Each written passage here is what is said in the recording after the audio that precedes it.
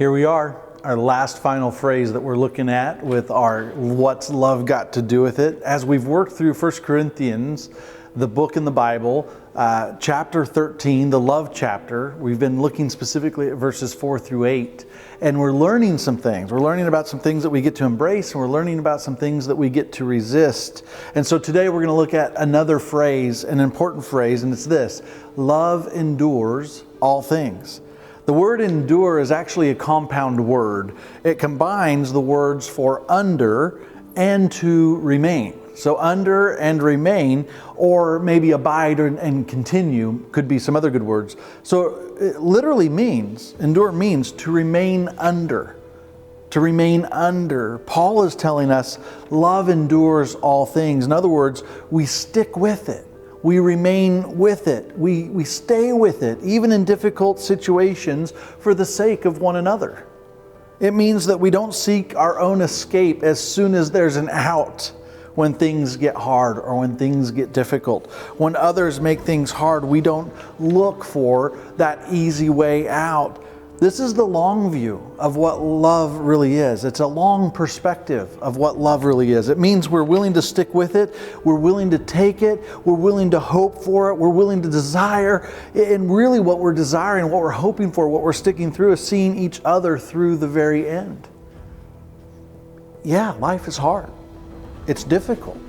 And so too often we live a very shallow and a very superficial kind of love or view of love. Again, think of Tina Turner's song, "What's Love Got to Do with It?" Love is only an attraction. It's outside of feelings. Feelings come and go, and so you've got to just care about the outside. Don't let your heart grow, or don't let your heart be hurt. Love is more than a sentimental emotion. Love works diligently, not to boast and not to show envy. Love is selfless. Remember, it rejoices with the truth. It hopes big. Love is patient and love is kind. And the only way love can persevere, and the only way that love can stick through those hard circumstances and endure all sorts of suffering, is because we need to be committed to that authentic, genuine, no excuse kind of love. And so let me state the obvious, because I think it's important to do that in this series. Anyone who has suffered in any significant way, anybody who has been hurt, anybody who has known personally pain because of love, will tell you that it really diminishes our view of what love really is. Tragedies, bad tragedies, they can tempt us to doubt love in tough situations. And these words have power. See, love endures. Love that endures is telling us to love others. That love actually can triumph over jealousy and triumph over arrogance and can triumph over hate. And the problem is, because of the hurt and the pain that we've experienced, most of us don't really believe that. And what Paul is saying is love can endure all things. Love is an overcomer. Love can change the lives of people. And when we think of endurance, I have to think of sports. I have to think of somebody who's running a long distance. Maybe they're in a marathon or a triathlon, and we think, well, you know what? How far can we run? How far can we go? What distance can I achieve? But this kind of love, enduring love, is more than how much can I love. It's saying, how far can I run even when the obstacles are coming at me, even when people are trying to keep me from running. See, there's an opposition, and when it comes to loving, you're going to experience the opposition, and it's hard. But enduring love, it stands strong under the challenges that come. Enduring love doesn't give up when the obstacles hit. Enduring love doesn't cave in when the pressures hit, doesn't cave to complaining or whining when things are hard, and it stands firm when the moral storms come and when the circumstances beat against us. Enduring love is enduring love. It stands under all of that. And so we've been saying love is a choice. It is. It's a choice. And right now, today, love is a choice to endure through really hard things. Yes, people are going to disappoint you. They're going to hurt you. They're going to accuse you. And I still believe we can endure because love endures all things. I believe that. Listen, our world is hurting. And if you don't have to look far to see that reality. Our country is hurting. The people who live in our region are hurting. People are struggling because of jobs. They're struggling because of mental health. They're struggling because there are tensions everywhere. People live stressed. People live lonely. People live depressed.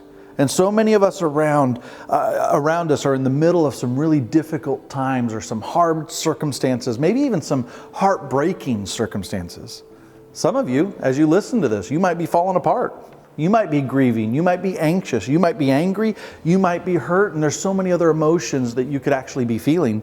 And according to Paul, he says love endures all of that. Love endures all of those things. And so I'm just curious. What would happen? What would change in your life? What would change in my life? What would change in our cities? If we actually believed with our whole heart that love endures all things. And at the end of the day, love is bigger than any one of us. And love can change the lives of people around us. And it would also change our lives. C.S. Lewis is one of my favorite authors. And he was a Christian who was trying to sort things out. And this is one of my quotes that I like to share when it comes to love. He says this, "To love at all is to be vulnerable. Love anything and your heart will be wrung out and possibly even broken." Yes, there is a risk to love, right? That's what he's saying. There's a risk to love. He goes on, he says, if you want to make sure of keeping it intact, you must give your love to no one. Not even an animal, because your dog's going to break your heart. Your cat's going to break your heart. That goldfish is going to die and break your heart. And so he says, don't give it to anybody. Wrap it carefully around with hobbies and all these little luxuries. Avoid all entanglements. Lock your love up safe in the casket or coffin of your selfishness. But in the casket, safe, dark, motionless, airless, it'll change. It'll not be broken. It will become unbreakable, impenetrable, irredeemable. He says this, to love is to be vulnerable. And I want to challenge you. Don't give up on love. Love one another. Love is kind. Love is patient. It's not rude, right? It doesn't keep a record of wrongs. It rejoices in the truth, not in wrongdoings. But love is a beautiful thing. And whether you're a Christian or not, these words apply to every single one of us. There are people in your life who need your love. They need you to show up in love because love endures all things. And it has the opportunity to change lives. And so as you join your group today and you have conversation, man, what do you hope love would do? What hopes do you have for the people in your lives that you believe love might be able to change? Because love is an enduring love. It lasts. It stands under. It doesn't give up. It doesn't give in, and it keeps going. So join your groups and have a great time.